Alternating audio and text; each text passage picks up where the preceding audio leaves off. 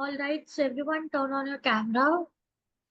Today we have a webinar on NLP, Neuro-Linguistic Programming. So you all have to turn on your camera and attend the webinar till the end. Once the webinar ends, I'm going to share the procedure for how to get the certificate. So ensure that you are till the end and you're not leaving in between so that you don't miss out the certificate procedure. So today's webinar is facilitated by Tanya, and she's a counseling psychologist. And now over to you, Tanya. Thank you. Thank you so much. Hi everyone. How are you all? Have a great evening. Can I get some excitement? Can I get some heads up? How's the energy here, folks? Okay. So a small request before we proceed the session. I want you all to please make it as interactive as possible. Ask questions whenever you have doubts, or maybe you want to share a story, a personal incident, or anything of that sort. So connect with me. If you're not very comfortable with switching on your videos or maybe unmuting yourselves, you can always write in the chat box. Yeah. So let's quickly start with the beginning. Neuro-linguistic programming is the study of human excellence and demonstrates how to communicate effectively and influence others. It was developed in the 1970s by a group of psychologists who were studying successful people in order to analyze human behavior. They considered styles of language, brain patterns, and how words and actions are linked together to form certain programs or sequences of behavior. Neuro is to do with neurology. All of our experience is a product of the way we use and organize our senses. This is where all our behavior stems from. Linguistic is how we use language to organize our own thoughts and to communicate with others. Programming is our habits of mind. Everything we do while we are consciously thinking about something else. Okay. So yes, what did you understand by neuro-linguistic programming, NLP? Anything from the video, any takeaways? Anyone? Yes, Pragati, go ahead. You'll have to unmute yourself.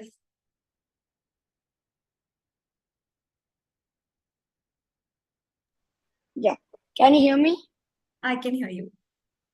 Okay, good. So, ma'am, if you don't mind, can I take my notes reference so that I could explain more clearly? Yeah, I just need one short answer. What could you take away from the video that we Sure, that's what I wanted to explain Yeah. to you. Yeah, I'll go ahead. So, all right. So, NLP means the short form of NLP means neuro, linguistic, and programming. So neuro means the thinking process stage, and linguistic means your own words, and programming means your own behavior. So Yes. all these things, all these three things are subdivided into the understanding of the overall meaning of the concept, the roadmaps, the concept, and the behavior of the NLP. So basically, if we think at the right direction towards this concept, automatically Can't hear you, Pragati. Okay. mind will get diverted from the negative. Hello.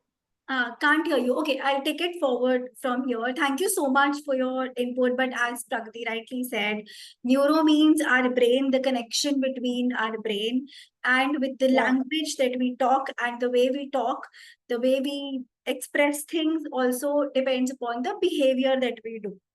Right? How we absorb things, how we react to it, and what kind of behavior pattern it sets for us. Right? Then it also helps you in exploring how others perceive the world. What is the other person's perspective? For example, Pragati is very happy with me telling her to, participate in the conversation and, talking about what she has absorbed. So she is very outspoken, she is very comfortable, she is very open. Whereas there could be a person X, they could take it in a very different way because they're a little introvert, they're not very good with talking to new people or building new connections, right? So that is a behavior that you've set. Now, if I have to look at a third eye perspective, I'm gonna know from the starting of the session that yes, Pragati is going to speak to me and there'll be a person X whom I have to push to talk to me or maybe participate in the conversation, right? So it also helps you in understanding how others are perceiving it, how others are absorbing it, what kind of behavior they have, right? Moving ahead. Just a second, I'm unable to. It also aims to understand the replicated patterns of behavior, right? If I know that this person has some anger issues, I'm going to have to be a little more cautious and I have to look at the trigger situations as well so that there is no chaos, there is no issue.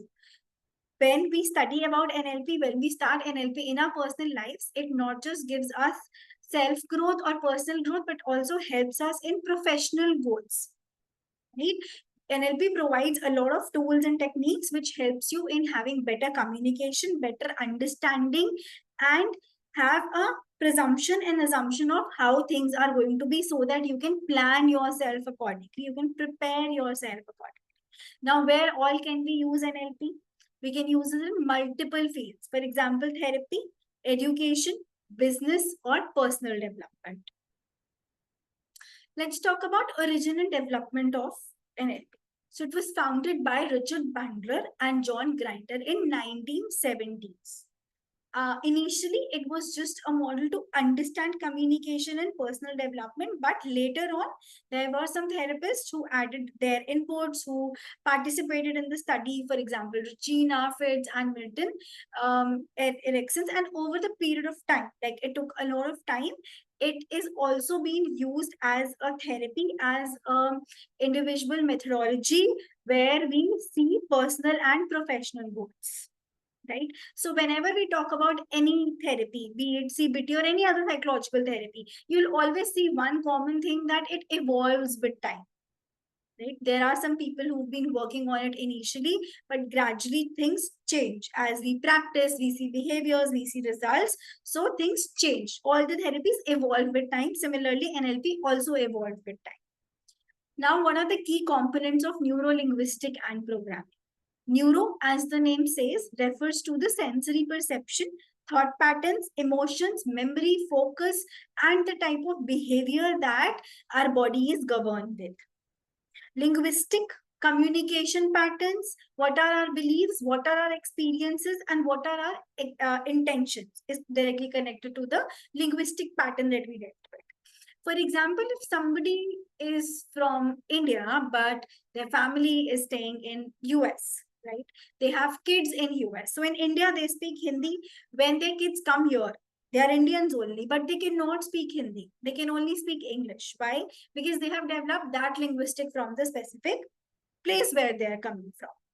Programming, these are some habitual patterns of our thought, behavior, or emotions. I am somebody who overthinks a lot and feels anxious about everything. So that is how my behavior and everything is programmed. The first difficult situation that I'll get, my first reaction would be, oh, what is going to happen? And I will have that fixed negative thinking pattern. And if somebody who's very motivated, they feel positive all the time, they're hopeful all the time, whenever a difficult situation comes to them, they'll be like, okay, we'll manage, we'll get through it. Is it clear till here, everyone? Can I get a heads up? Any doubts, any queries till here? Okay, feel free to mention your thoughts and your queries in the chat box. Great. Now moving ahead to cognitive distortions. Any idea what cognitive distortions are? Anyone? What are cognitive distortions? Ever heard of this term? Okay, so Sharanya is saying yes. Sharanya, can you please elaborate?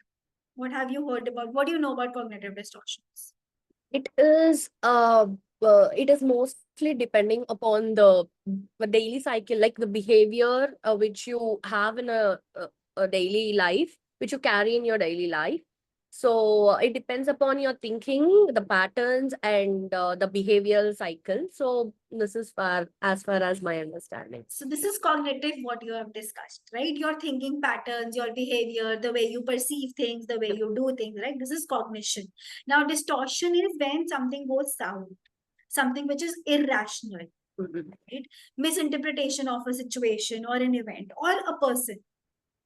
Okay, so it's like a thinking pattern which has a lot of distortions, some negative events. These are often very automatic and can also occur with conscious awareness. I know I'm going to hold this utensil and it will be really hot, so I'm going to burn my hand. But still, I'm thinking about something and I still touch that hot utensil, that hot vessel. Ever happened with anyone? Yes, no? You knew that the vessel was hot, but still you touched it. So here we consider it as a cognitive distortion. Knowingly you did it because you were not aware, you were not fully conscious. Okay. Some common cognitive distortions are all or nothing thinking, overgeneralization, catastrophizing, personalization, and mind reading. Basically, you will read better about them in CPTs. These are all CPT techniques.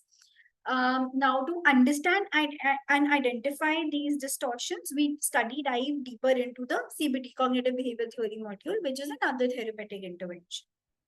When we know that this is a distortion, this is a thinking pattern, this is something which is not correct, what do? We help the client in accepting it, validating it, and then bring changes to it, reframing their thoughts and emotions. Yeah, clear everyone? Any doubts here? Cognitive distortions? A very simple activity which I would suggest here is just ask your client, or maybe you can do this for yourself also, is to write their thoughts. Try to understand their thoughts, what is happening, why is happening, and then rethink and rework on those thoughts. Maybe you will be able to find solutions to your problems yourselves, right? This is a basic journal technique that I've just mentioned.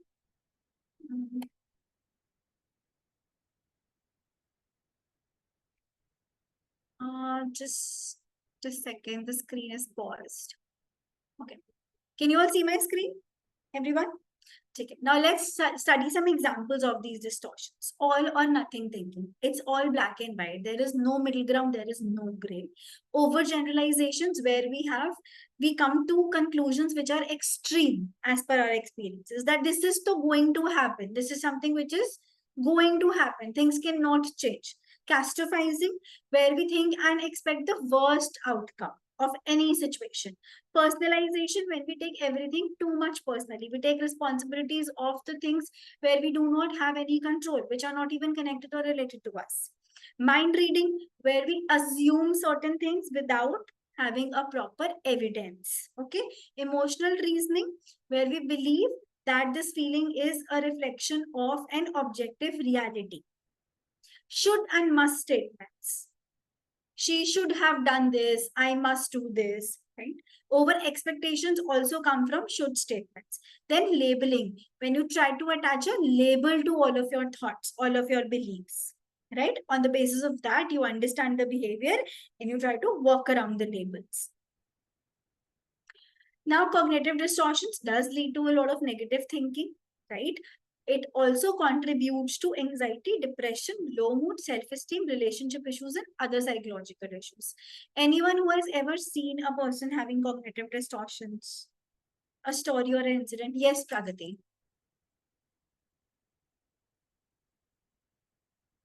You're on mute.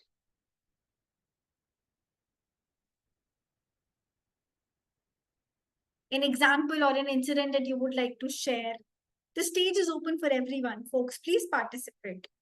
Pragati, if you want to say something, you're on mute, dear. Hello. Yeah, hi. Can hear you now. Hi. So whatever you said based on cognitive Distortions. How do you spell that? Distortions. Distortion. It's okay. Yeah, correct. That's fine. That's fine. So basically, all these things is related with our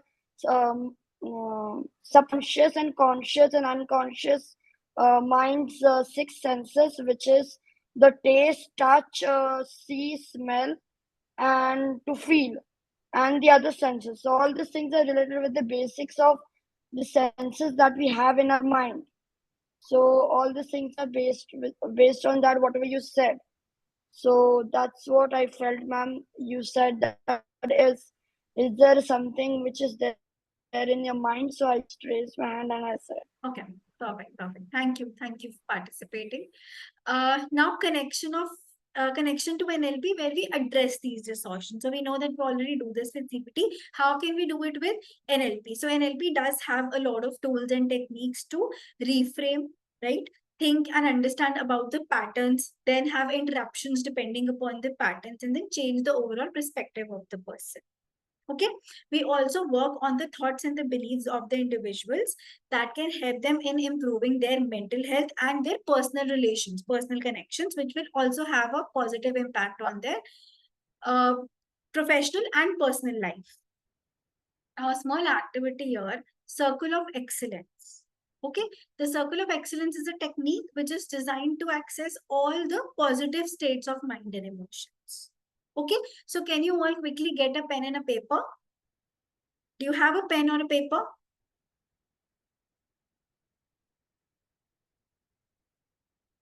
Okay.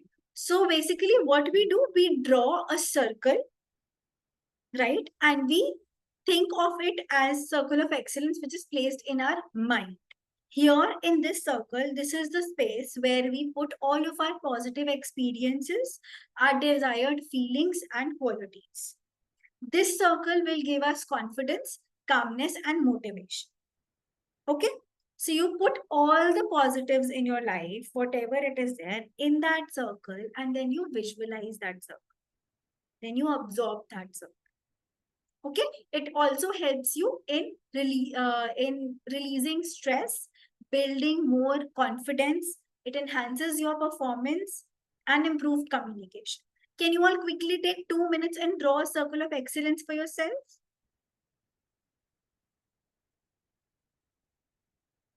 Create a mental space where everything is good, everything is positive. Yeah. And maybe you can reflect back on that circle whenever you feel low, you feel stressed, you feel not so good about yourself. Can we do it quickly, everyone?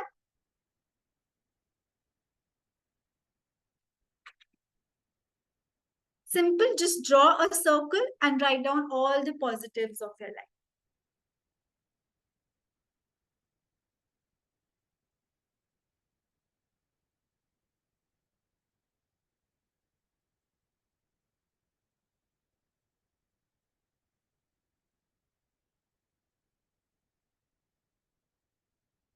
Okay, done?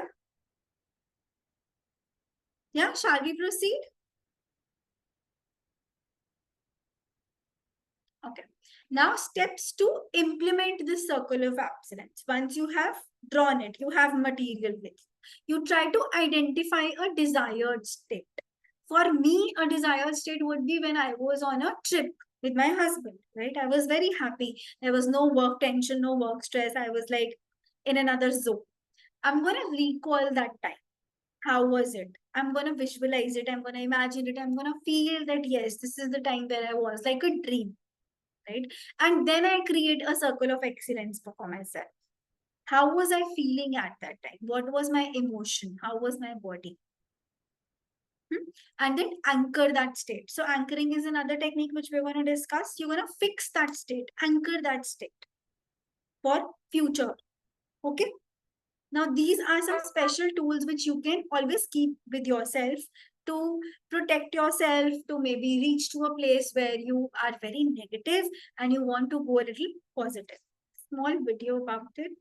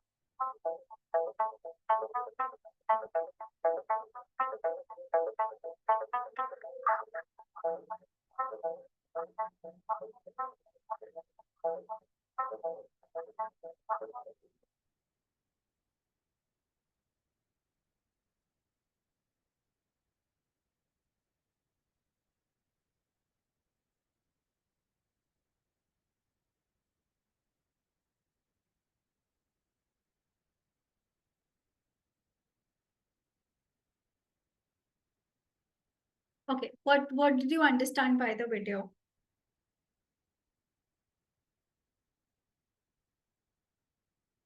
Anyone? What did you understand by the video? We can balance our personal and professional in both. Okay, okay. What else?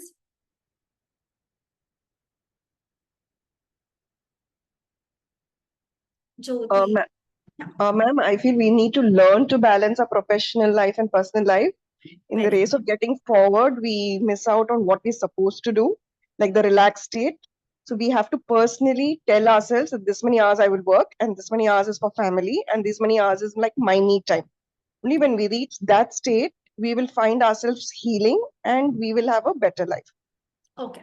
So another perspective to this is that now there are two states that they have shown. One is a pleasant, happy, enjoying state, and one is the state where they are so much focused and they have a lot of responsibilities and they have a goal to achieve, right? So how NLP and NLP techniques are going to help us is create a balance between both of them. Very well said by a participant here, that when we learn to create a balance everywhere, what is important, when is important, and how much time do we have to?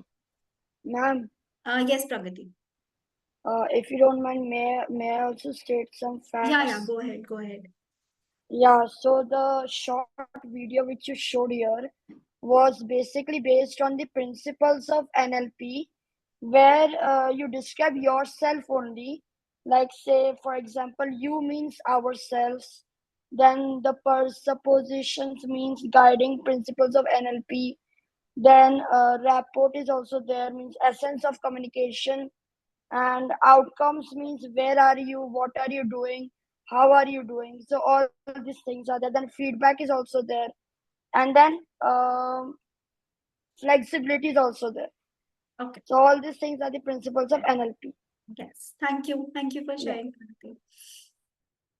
Okay, now with each state we'll have to also think and work around what do we want to achieve right now and what is at higher importance. Okay, practical application. So anchoring is a technique where you are able to employ one specific desired state, visual state, on a specific physical part of your body, right, which is connected to a mental trigger. Now it can be a positive trigger as well. It is very quickly used and access to visualization of the representation of your future situations. For example, the desired state, which I discussed in the circle of excellence, I would love to anchor it on the back of my shoulder. So whenever I am in a negative state, I'm going to pat my shoulder and I'm going to feel the trigger that I am reaching that state again, that happy state again. So I'm going to let my happy moments, my positive moments, empower my negative moments. Okay. Second technique is reframing language and thinking. These techniques will be better explained and practiced in a complete long course when you will pursue that. Then reframing language and thinking, where we try to have more visual imagery, right? And then we reinforce a shift towards a visual representation. Right? I know I am in a negative state, but let's just take a small pause, take a couple of steps back, and reach to a space where I feel at least okay. Not good, at times it's not possible, and it's very difficult to achieve. But maybe I can reframe, rethink, and try to visualize a place which is better to what I am today. It also works wonders with people who have a tendency of overthinking. Practice and integration. Consistent practice of visual thinking into daily activities helps you to have more power over it and do it even better. Anyone here has ever practiced or experienced any visual imagery? Anyone? Have you done it? a body scan or anything? Okay, we'll see if we'll have time towards the end of the session. I'll try doing one activity here only. Now, applications of NLP. Personal development. So it helps you, it provides you a framework for your self-discovery and growth. It also gives you in reshaping the thought patterns and the beliefs that you have, which will enhance your behavior and your emotional response. There are some techniques like modeling excellence, reframing limiting beliefs, and setting well-formed outcomes where individuals can have a positive result, a better strength, more resilience to work on their self-transformation. By gaining these techniques, we also get to access our subconscious brain, work on the power of language, and set ourselves free from the negative beliefs that we have. It also empowers people to take charge of their life, build resilience, and unleash the full potential that they have. Better relationships, better health, and better overall well being, including good career. Therapy and counseling. In the field of therapy and counseling, it facilitates a lot of personal healing and growth. Right, resolves resolutions from traumas, past experiences, better coping mechanisms and techniques which are there. Then there are some activities like timeline, part integration, phobia cure, which therapist can use, can help a client using NLP techniques. Addiction, PTSD, depression. Okay, so it does also provide a holistic approach where we can choose activities and we can design and reframe activities as per the requirement of the client that we are dealing with. Is it clear till here, everyone? Any doubts, any queries? Yeah, can I get a heads up? Okay, perfect. Now, applications of NLP. Business and leadership. So it helps you in understanding communication skills, patterns, leadership skills, which can help in deriving better organizational success or growth, right? It plays a vital role in building rapport, negotiation, where it is a win-win outcome for you and your client, and have a team where you can train the team with high performance activities or strengths that you can develop within your team itself. Okay, there are techniques which we use in business and leadership, for example, matching and mirroring, sensory-based language, preposition patterns, which leaders can establish a good rapport, good connection, meaningful connection with their employees, motivate them, and give confidence to them, enhancing the skills, the rate, and the level of the business that they're running or they're a part of. It also emphasizes on human behavior, their values, and everyone who what excellence a person have, fostering that excellence, collaboration, have better collaborations, and achieve the desired goal. Education and learning in the field of education, where we can manage students, we can enhance the engagement of the student, facilitate deep learning techniques, learning styles, positive outcome and environment, how to create an interactive session for educators, right? Such as, rich sensory language, pacing, leading, meta programming. Teachers can use all these tools and techniques to activate curiosity in the students so that they show interest and have deeper level of understanding. Now, these tools also equipped educators to address certain learning challenges that students might have, building their confidence and empowering them to take the ownership of their journey. I want to do homework because if I will not do it, then ma'am is going to scold me tomorrow. She's going to give punishment to me. It's one state of student, and the second state is I want to do homework because I want to learn this. Right? So the journey from taking ownership, doing something which will benefit you and not just for a fear of punishment, is something which NLP equips you for. So it is used whether it is a normal or traditional classroom or in online platforms. Sports enhancement, sports performance enhancement. So it helps athletes or people who are into physical activities to optimize their mental focus, because we also work on focus, memory and focus, and unlock their potential that they have. It has strategies like visualization, anchoring, goal settings, where we have a fixed mindset, we cultivate a healthy mindset, overcome performance anxiety, and reach to the peak that we could achieve. Positive self-talk in performance modeling can also sharpen athletes' competitive edge, where they can achieve the breakthrough that they want from training and competition. It builds resilience, recovering from the setbacks or the injuries that a person has, and have higher ways to manage their lows and enjoy their highs. So always remember, we also have to enjoy our highs as well. Okay, it builds a team spirit, a sports spirit in a person, harness the power of their mind, and elevate their performance. Any doubts, any queries till here, everyone, anyone, or is it clear? Yeah, clear? Okay. So communication model. How an individual interact, or how a group of people will interact or speak to each other. So do you feel that you have a different communication pattern in your personal life and professional life? How many of you can resonate with it? Is it there? Yes or no? You have different communication styles in your personal and professional life. Yes. Yes. Okay.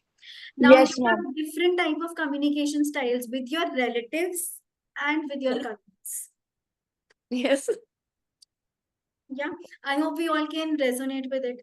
Yeah, so these highlights tells us the interplay between our verbal and non-verbal clues. It's a very common thing that people generally says, oh, you didn't even say a word, but you guys know what is there in each other's mind. Like this happens with me and my best friend. हम एक दूसरे को बता नहीं रहे, लेकिन इशारे इशारे में हमने सारी बात कर ली. With just that smile, we are able to interpret what is going on in each other's mind. So these are some non-verbal clues that I'm talking about. Verbal is obviously when you talk about it, when you express it. Then what are the internal processes and external behaviors? So let's talk about a very naughty gang in college where they know that today they're going to get hurt. Today there's going to be a fight. Right? So what will be their external behavior, their internal process? They'll be worried about it and they'll be like, "ठीक है, आज तो मारना ही पड़ेगा." So they'll call all of their friends and they'll collect, like they'll gather a lot of people and they'll be prepared for that external behavior. Then now we're gonna kill the other person. Yeah. Okay. Ma'am, Yeah.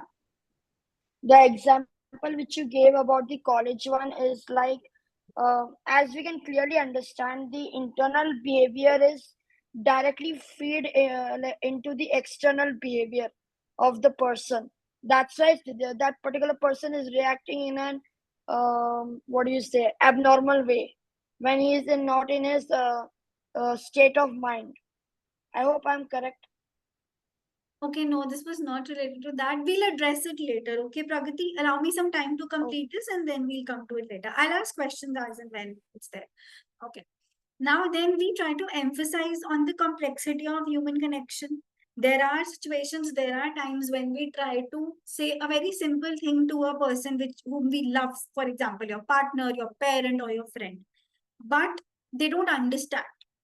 You feel that we are not on the same level, right? Kuch to match nahi ho raha. So when we try to understand the complexity of that behavior, of the communication pattern, or maybe whatever, what the lagunas are, highlights the role of perception, how we perceive, interpretation, what we are thinking about it, and the feedback. So always remember, giving and taking feedback is very important. If somebody would come to me, not in a therapy setup, but generally also, and then tell me about themselves, I would like to give a feedback. At least I would like to say that, okay, this is all what you've mentioned. Have I absorbed it properly? Right? So this is another sort of validation which you will be giving to the client or anyone who will come to you and speak about it. Some practical application of these various contexts. In personal relationships, it enhances your interpersonal communication, empathy, conflict resolution skills. So I hope everyone knows what is the difference between empathy and sympathy. Yeah. So empathy is when you try to feel somebody else's emotions, when you try to fit yourself into their shoes, and sympathy is when you feel sorry for them. Okay. In business, where we want to enhance leadership skills, team collaboration, and customer interactions. In therapy and counseling, where we facilitate good rapport with our client, right? We build healthy engagement with our client. and into certain therapeutic interventions. Anyone who's aware about what is rapport building and what is relationship building? What is the difference between rapport and relationship building with clients? Anyone here? Anyone from psychology background who've studied about this? Rapport building, sorry, Ma'am, rapport building, yeah. Sharanya, go I'm ahead. sorry. Yeah, rapport building is something which I think it will not have emotional connect.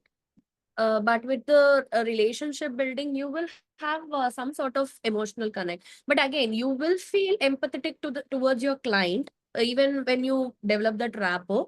But you will not go beyond your boundaries. But with relationships, we tend to go beyond at times. Okay. So when I talk about a therapeutic setup, very well said, Shania, but we do not go beyond our boundaries in relationship also. Relationship building is an example that I would like to give here is when the client is sharing their loads, whatever their mistakes are in the situation. But when it's just a rapport, they're able to share, right? So rapport is an initial stage and relationship is a later stage. In rapport, they will share, they'll open up and they'll follow. But in relationship, they'll believe, they'll accept, and they'll practice it throughout. And they will tell you their lows as well. Okay. In education, where we incorporate the model of teaching practices which enhances student engagement, learning outcome, and classroom management, public speaking, clarity, audience engagement, and positive communication. Okay. Now components. Sender. Who is a sender? A sender is a person who initiates the exchange, right? Who is trying to give that exchange. So here I am the sender.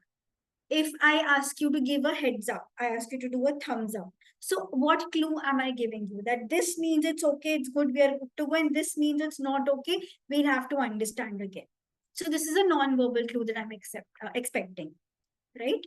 Then body language, facial expressions. If I talk to you in a certain expression that you guys are not understanding anything, I really don't like it, and I say all these things with a smile, would you be able to resonate? She's angry, but she's smiling.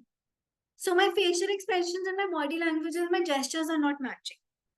Okay, so this is something which a sender needs to take care of, and obviously the receiver also needs to take care of these things. What is the meaning of the words that a person is literally saying? What are the emotions and intentions behind it, and how is it going to influence the other person that I'm talking to? Is something which a sender needs to keep in mind. Receiver play a very vital role because they have to decode everything. The example that I gave earlier that I'm trying to explain to my parents or my friends for a very long time, but they're not understanding. So there could be a fault at the sender's part and at the receiver's part as well. What do we do in this situation? We try to find a middle point, right? So there is some issue with the decoding or the coding so that the person is unable to interpret it exactly. However, it's been transmitted by the sender. Okay. So we'll have to shape, we'll have to read, know more, and ask a lot of questions about the beliefs, the values, the background, and where it is lacking. What is the problem that is going on? Message. A message that I am giving you here is that please interact, please talk to me, let me know if you've understood, is a message that I'm giving. That I want to know what is happening. Okay, so this message can consist of words, images, symbols, gestures, anything. We use a lot of emoticons on WhatsApp and Facebook. Yeah, instead of saying that I am upset with you, I'm irritated with you, we send that face with the fawn face, right? So it's an image that we are sending. It also has a dual nature, right? It has a lot of layers of communication. So at times we feel that we lack words. We don't want to talk in words. So we give a message. At times we ignore. I mean, a no response is also a message, I believe. Right? But for the sender, but for the receiver to accept and acknowledge that message, we'll have to build a basic rapport with them. Okay? It also helps us to resonate with the receiver's values, beliefs, interests, and have deeper bond, deeper connection with them. Okay, maybe I'm sending them a phone emoji, but they don't get that this is for them. They feel that it is for the person that we are talking about. Okay. Feedback, it's a very, very crucial mechanism, right? To staying in loop and to close the loop also, where we try to understand and we validate that yes, the sender and the receiver has accepted the situation properly. This is the message that I am giving you. Have you understood? So it's like a summary. Maybe after the session, if I ask you about the summary of the session, after watching a video, I ask you about the summary of the video. Is the feedback. How did you like the session? You said, ma'am, okay, so you would have added this or that. I know where I'm lacking behind and I know what you've understood. So maybe I'll be able to do justice next time. Right? Feedback, if I would like to give, if you ask, ma'am, how was your feedback for us as a class? So I'll say, okay, there should be more interaction. This is what I expected. And then we can go on a better path next time. Again, it could be verbal or non-verbal, right? It also builds communication between two people and sends messages across. It fosters a sense of validity, validation, acknowledgement, and builds rapport. I am confident enough to share this positive or negative as a constructive feedback with this person.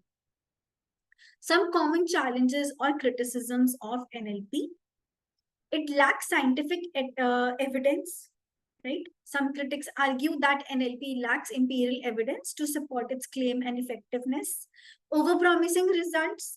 Again, it has been criticized for making some results which are produced too rapidly and have maybe less lasting changes. Then produce scientific elements where certain aspects of NLP have some reliance on the subjective experience or metaphors. Affirmations are a part of it.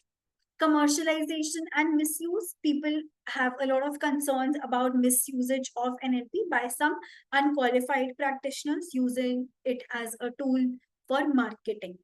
Okay, complexity and accessibility. It is complex, but when we get a specialized training, a training that is required to practice NLP, which may be a limit for people, for some individuals, for accessibility or anything. But if we get it, then the sky is the height.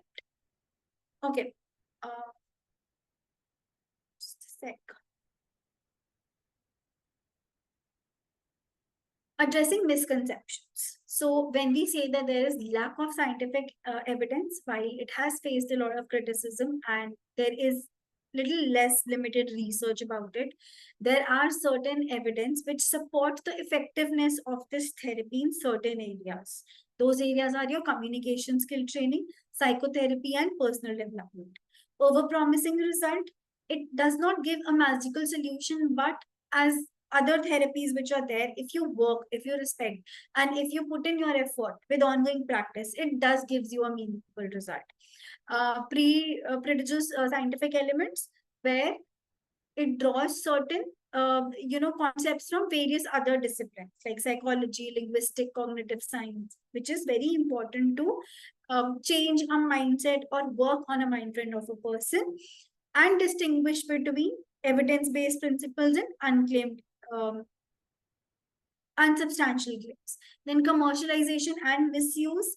So people are doing this to promote themselves, but we also have to agree and understand that there is professional training available, and with cautious we can take care of the clients after getting this research and get practitioners credits that we want.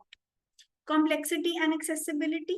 So once we start practicing it, and this is one thing which I would like to mention here, that always try to practice all the techniques with yourself first, so that you know how it feels, you know what is going to happen, and then try giving back and working with the audience. So it will be more simplified and you will be able to do justice with the instructions that you will be giving to the person. Offering counter arguments on the perspective. So it has evolved over decades. There are scientists, there are psychologists working behind NLP as well. So they contribute to the ongoing refinement of the effectiveness of NLP. It might not be universally accepted, but it is a mainstream of psychology, and its principles and techniques have benefited a lot of people, not just individuals, but organizations as well. Okay. So yeah, that is all from my side. Any doubts, any queries, anyone? Otherwise, we can do a small anchoring technique. Any doubts, any queries, anyone? I just wanted to know that PPT is available to us. The backend team is going to support you with that. Okay. Okay. So, yes, Sharanya. So NLP is one kind of technique like in psychotherapy. CBT. Yeah, you can consider that. So I practice both. I practice NLP and CBT both. And I feel that there's a lot of Two things different things. that resonates. Okay. Anything else? Anyone? Any questions? Yes, ma'am. Like, could you just explain like how we are gonna apply this with the help of an case study?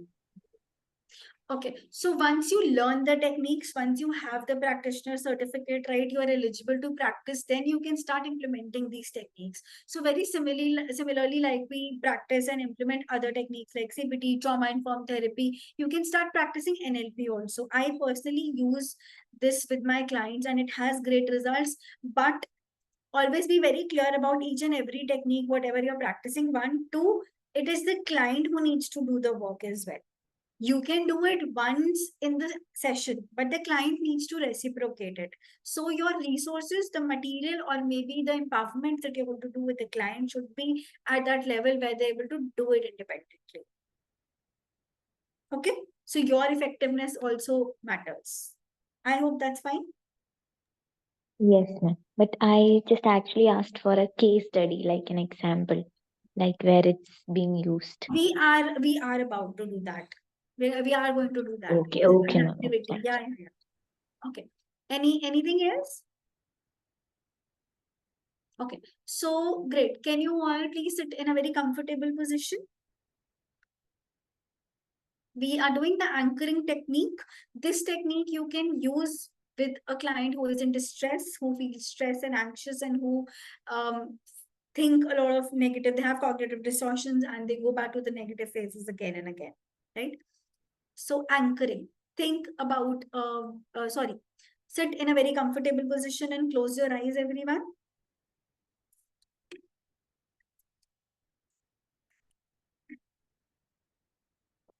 Now take a couple of deep breaths. Breathe in.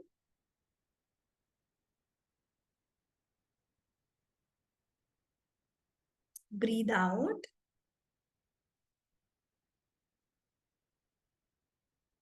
Breathe in. Breathe out. Breathe in.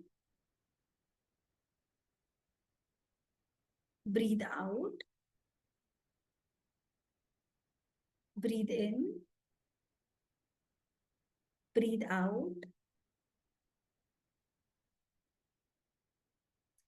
Think about a situation where you're very happy, you're safe, you're comfortable, you're enjoying, it's pleasant.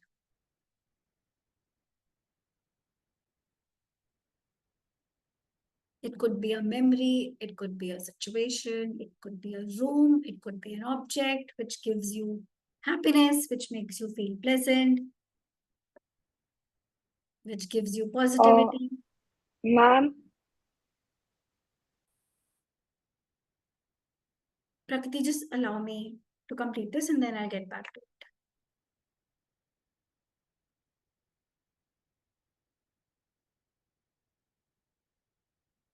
Yeah, try to visualize it. Where you are safe, you're contented, you're not scared of anything, there's no worry, there's no stress, everything seems happy, seems lighter, seems very comfortable.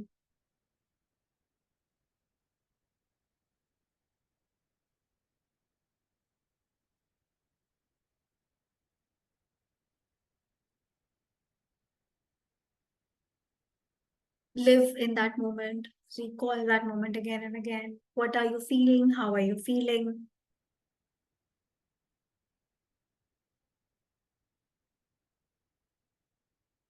There are positive vibes all around you. You're living the life that you deserve. It's making you happy. Everyone around you is contented, they're happy. Now gently keep your hand near your chest and pat your chest. Try to fix that emotion near your chest where you're patting. Fix it like an anchor, like you put a toothpick in a fruit. Fix it there. It's like your own safe space, your own pocket where you can store it. Believe that you're storing it. Accept that it's there in this part of your body. Visualize that emotion, that feeling, that positivity in that part of body where you're patting it.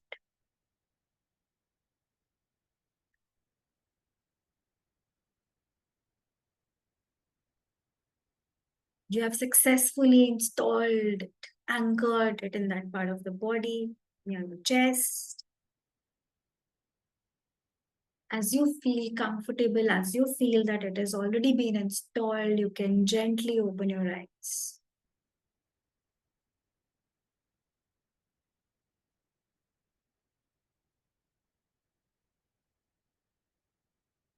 Okay. Sharanya and Darshna, how was the feeling? How was the experience? I felt really good. Okay. It also depends upon how a therapist tells about it also. That also plays a major role, which I observe. I cut it short. I mean, it's a very longer technique. We do I a get it. proper body scan. We relax the body completely, but takes a lot of time. Yes, it will not happen in a single day or single couple of minutes. Yeah, I understand that, but it was nice. Like, this is a new thing that I came across, but the similar techniques are there, but this is something which was very nice. I Okay. felt. So once, okay, Darshana, sorry. How was the experience? It was lovely seeing you doing it as well. It is really good. I think the idea is, of course, it's long, but what works for me is to just remember that moment when I felt nice, like feel it in the body. Can you come a So little closer to the mic? Maybe we can't hear you properly. can you hear me now? Better, much better. Yeah, sorry. So I think even though we didn't do the whole process, I felt like it was okay to just visit that moment when I felt nice. So I felt it in the body. I felt that certain peace and calmness just for a moment, just visit the moment and I came back. That was good. So, folks, another add on to this, see, whenever you have a positive feeling or a negative feeling, it reflects somewhere in your body part. Right? For example, if I feel anxious, my lower back hurts. If I'm scared, my head hurts. But if I'm very happy, I have butterflies and jitters in my stomach. So you can use that anchoring technique very wisely once you, assess the client and you ask them questions that where actually do you want to anchor this, and then repetitively, if the client does this activity in a situation of distress, they can pat that body part and feel that emotion. They are empowering, they are making that body part more superior to the parts of the body that are majorly in distress. So it does help after a lot of practice in pain management as well. Okay, I hope this was clear. Anyone else who wants to share their experience? Abhilasha ji, if you would like to. Yeah, I actually, I was reminded of pranic healing, the twin heart Yes. meditation. It was very close to that. There are more steps there also, and as you said that here Yeah. also. So So it it takes just reminded 15 me of minutes that. like minimum, and that was a lot of Yeah, time for a proper scan. You'll have to lie down, and it's a complete relaxation state. So right. everything is interconnected. There's something from yoga, there's something from Yeah. psychology, there's something from, as you mentioned, pranic healing, but the result is same, right? Resulted. I just was wondering that is it like are we working on neuroplasticity at some level in NLP also? There are Would you different say that? techniques and there are different levels to where we work on, right? So But it depends ultimately, on isn't how it like, deeply you are willing to dive in. ultimately, isn't it about neuroplasticity? Yes, somewhere. But again, how deep do you want to dive into it? Right. True. Yeah. Okay. Yeah. Perfect, perfect. Thank you. Thank you so much for sharing. Anyone else who would like to share, add on, or ask a question?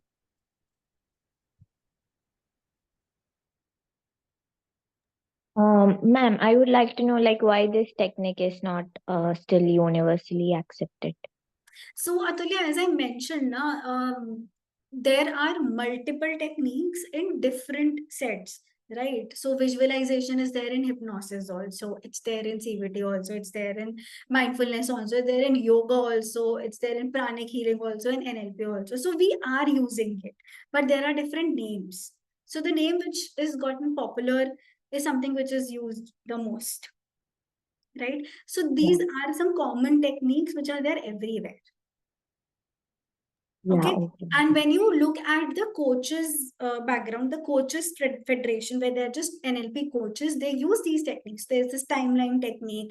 Again, it is there in CBT also. So there are multiple ways to do it, but it's quite similar, right? And the end result is also very similar. Whatever Oh. suits whoever. So it's like that.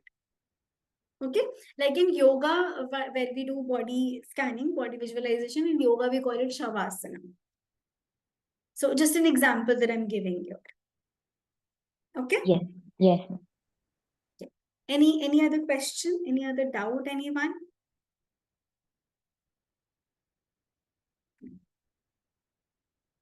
Okay, so I hope you liked the session. Yeah. Sure, already submitted my feedback also. Oh, perfect, perfect. So I think I've done justice on a Sunday evening. Yeah. Yeah. Thank you so much for giving time and participating. It was lovely connecting with you all. And God bless you. All the best. Take care. Have a great evening ahead. You too. Goodbye. Bye. Bye. Thank you so Bye much. bye.